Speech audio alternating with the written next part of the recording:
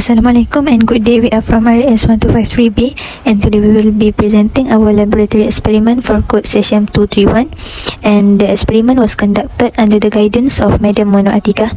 Through this presentation, we will explain the objective, procedure and result obtained from the analysis. My name is Shazrina and that's my partner Siti Ayuni Aisyah. Experiment 12. Gravimetric analysis of phosphorus in plant food. Objective: to determine the content % of phosphorus in plant food through gravimetric analysis. Firstly, the plant food sample was obtained and the set of number written on the label was recorded. Secondly, the plant food sample weighing between 3 to 3.5 gram was weighed using weighing paper and transferred into a 250 ml beaker. Thirdly, about 35 to 40 ml of distilled water was added, and the mixture was stirred with a glass rod to dissolve the sample. If the sample did not completely dissolve, the insoluble material was removed by filtration.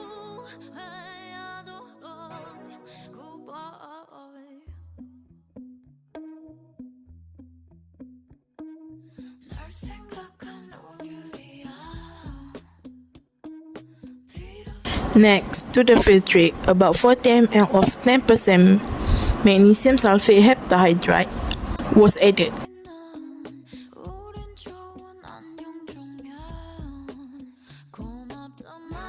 Followed by the slow addition of about 10 ml of 2M ammonium while stirring.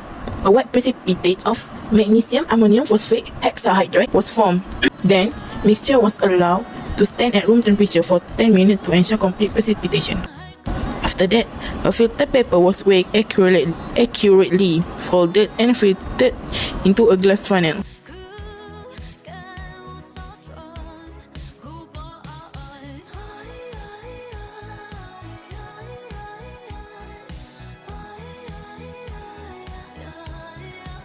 The filter paper was wet with distilled water to hold it in place.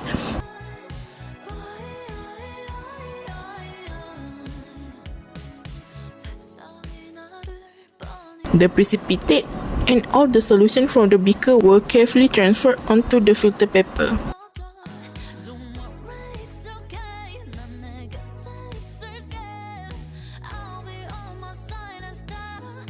Next, the precipitate was washed by adding 2 until 3 portions of 5 ml distilled water into the beaker. The precipitate was then rinsed with 2 10 ml portion of 75% isopropyl alcohol through the filter paper.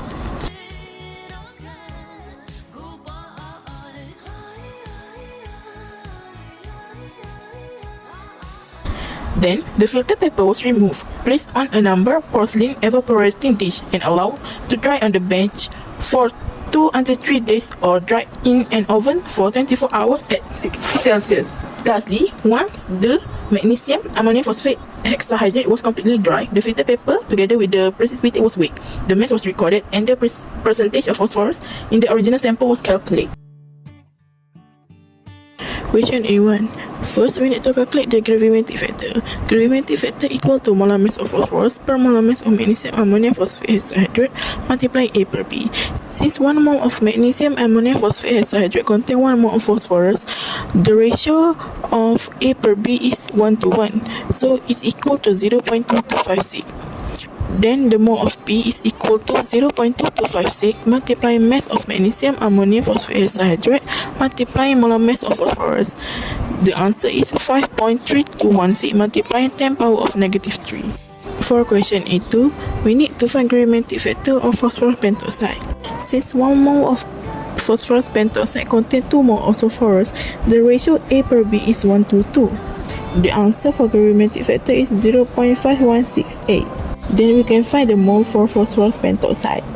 Mole phosphorus pentoxide equal to 0.5168 multiplying mass of magnesium ammonium phosphate hexahydrate multiplying molar mass of phosphorus pentoxide is equal to 2.6601 multiply 10 power of -3.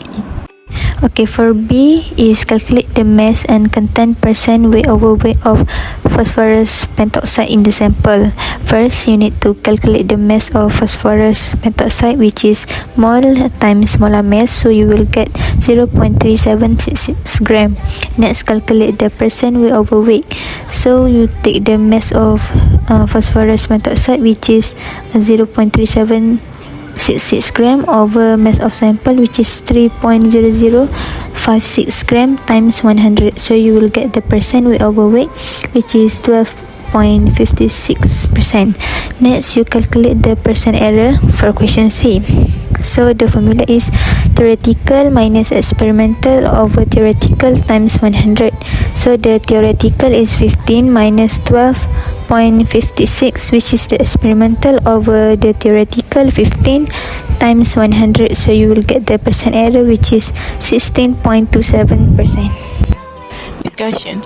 The phosphorus content in plant food was determined using gravimetric analysis through the formation of magnesium ammonium phosphate hexahydrate precipitate. The experimental result was compared with the expected phosphorus content of 50% stated on the product label.